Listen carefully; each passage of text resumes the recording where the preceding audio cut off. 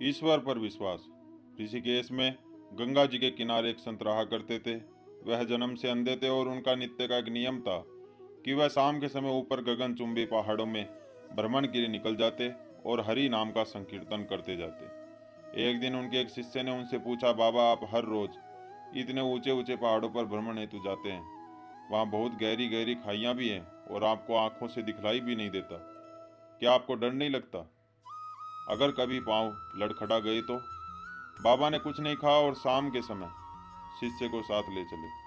पहाड़ों के मध्य थे तो बाबा ने शिष्य से कहा, जैसे ही कोई गहरी खाई आए तो बताना। दोनों चलते रहे और जैसे ही गहरी खाई आई, शिष्य ने बताया कि बाबा गहरी खाई आ चुकी है। बाबा ने कहा, मुझे इसमें धक्का दे दे।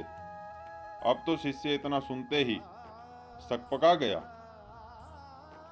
उसने कहा, बाबा मैं आपको धक्का कैसे दे सकता हूँ, मैं ऐसा हरगिज नहीं कर सकता। आप तो मेरे गुरुदेव हैं, मैं तो किसी अपने शत्रु को भी इस खाई में नहीं धकेल सकता।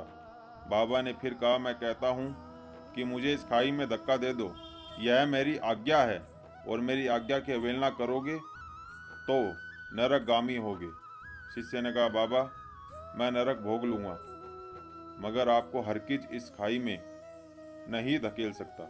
तब बाबा ने शिष्य से कहा, रे नादान बालक, जब तू जैसा एक साधारण प्राणी मुझे इस खाई में नहीं धकेल सकता तो बता मेरा मालिक भला कैसे मुझे इस खाई में गिरने देगा। उसे तो सिर्फ गिरे हुए को उबारना आता है, गिरे हुए को उठाना आता है। वह कभी भी किसी को गिरने नहीं देता। वह पल पल हमारे साथ है, बस हमें विश्वास रखना